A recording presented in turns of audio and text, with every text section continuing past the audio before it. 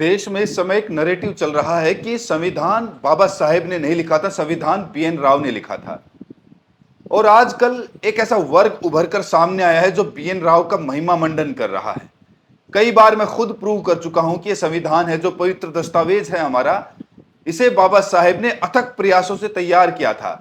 ये वीडियो बहुत इंपॉर्टेंट होने वाली है क्योंकि अब सीजेआई बीआर गवई ने जिस तरीके से संविधान की तारीफ की है, बाबा साहेब की तारीफ की है, इसको लेकर बहुत चर्चा हो रही है और मनुवादियों की जड़ें हिला दी हैं सीजेआई बीआर गवई ने।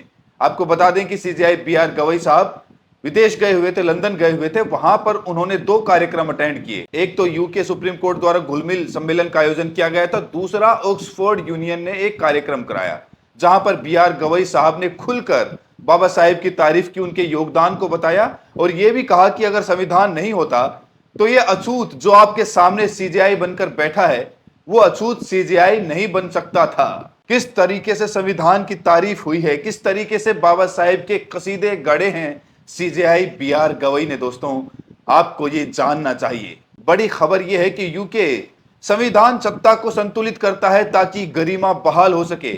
ऑक्सफोर्ड यूनियन में सीजेआई गवई का ऐलान। कभी अछूत रहे समाज का एक व्यक्ति, आज सीजेआई। जस्टिस गवई बोले, यही संविधान की ताकत है। संविधान स्याही से उकेरी गई परिवर्तनकारी शक्ति। सीजेआई गवई बोले, ये एक भावना, ये एक जीवन रेखा है। सीजेआई बोले, न्यायिक आतंकवाद से बचें, कोर्ट को नहीं लांघनी चाहिए अपनी सीमाएं। भारतीय संविधान दबे कुचले को ऊपर उठाने का काम करता है। जिन लोगों को बताया जाता था अछूत, उन्हीं में से आज एक न्यायपालिका के सबसे ऊंचे पद पर बैठा है। दलितों को लेकर सीजेआई गवई की अहम टिप्पणी।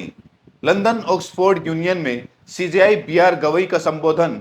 संविधान के वादे को साकार करने की पुकार।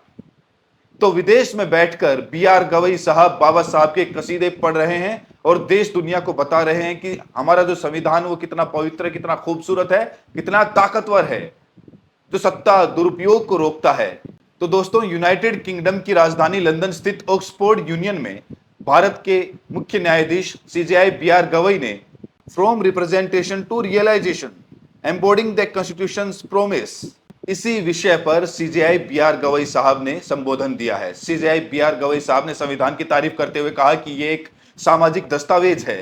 बीआर गवई ने कहा कि भारतीय संविधान केवल कानूनी या फिर राजनीतिक ढांचा नहीं है, बल्कि एक सामाजिक दस्तावेज है जो असमानता, जातिगत भेदभाव, गरीबी जैसी कड़वी सच्चाइयों का सामना करता है।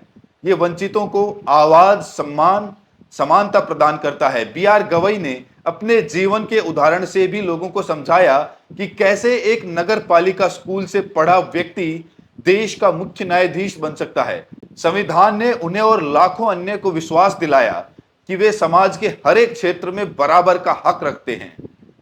तो अगर ये संविधान नहीं होता तो दलित समाज से आने वाला कोई व्यक्ति सीजेआई पद पर नहीं बैठ सकता था। यह संविधान की ही ताकत है दोस्तों।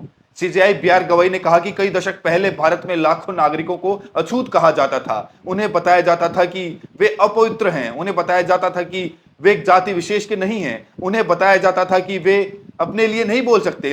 लेकिन आज हम यहां पर हैं जहां उन्हीं लोगों से संबंधित एक व्यक्ति देश की न्यायपालिका की सर्वोच्च पद पर आसीन होकर खुलकर बोल रहा है।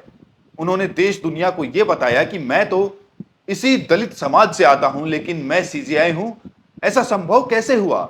संविधान की बदौलत संभव हुआ, बाबा साहेब की बदौलत संभव हुआ।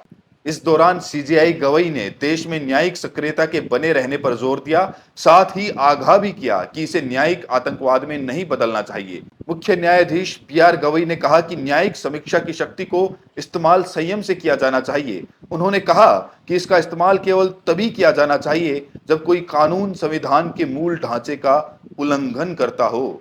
तो सुप्रीम कोर्ट उस कानून को रोक देता है। आपको पता ही होगा, जब भी संसद द्वारा कोई ऐसा कानून बना दिया जाए जो संविधान के मूल ढांचे का उल्लंघन करता हो। हमने आपको कई बार बताया कि संविधान का मूल ढांचा क्या है। जैसे धर्मनिरपेक्षता जो शब्द है वो संविधान का मूल ढांचा है। तो संसद को तो संविधान संशोधन का अधिकार है, लेकिन संसद को यह भी अधिकार नहीं है कि वो संविधान के मूल ढांचे में बदलाव कर दे। तो देखिए दोस्तों, ये नहीं भूलना चाहिए कि संविधान का जो मूल ढांचा है वही संविधान की आत्मा है। संविधान के मूल ढांचे को अगर आप निकाल दीजिए तो समझिए कि ये जो संविधान ये कुछ भी नहीं है। तो यहां बी आर गवई मूल ढांचे का महत्व बता रहे हैं, कह रहे हैं कि सरकार ऐसा कोई भी कानून नहीं बना सकती जो संविधान के मूल ढांचे का उल्लंघन करता हो, और अगर ऐसा कोई कानून संसद द्वारा बनाया जाता है तो हम बैठे हैं, सुप्रीम कोर्ट बैठा है, उस कानून को खत्म कर दिया जाएगा।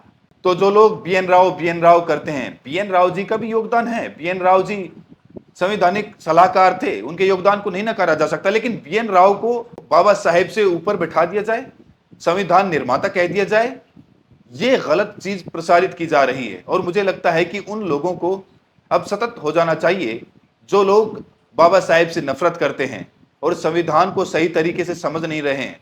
और देखिए, बाबा साहेब से नफरत वही करता है जो संविधान को नहीं मानता है। बाबा साहेब को मानने का मतलब है आप पाखंडवाद, अंधविश्वास से दूर हो रहे हैं, आप लोकतांत्रिक हो गए हैं।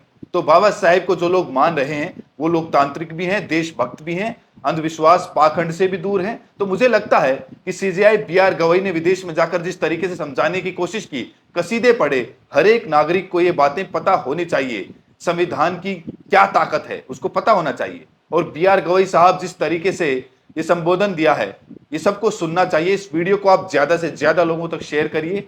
और जिस तरीके से बी आर गवई साहब ने संविधान की तारीफ की है, आप क्या उम्मीद करते हैं बी आर गवई साहब से? 2025 में वो रिटायर हो जाएंगे, उससे पहले क्या उनसे आप उम्मीद रखते हैं? ये कमेंट्स में आप जरूर बताइए, अपनी प्रतिक्रिया जरूर दीजिए। बहुत बहुत शुक्रिया।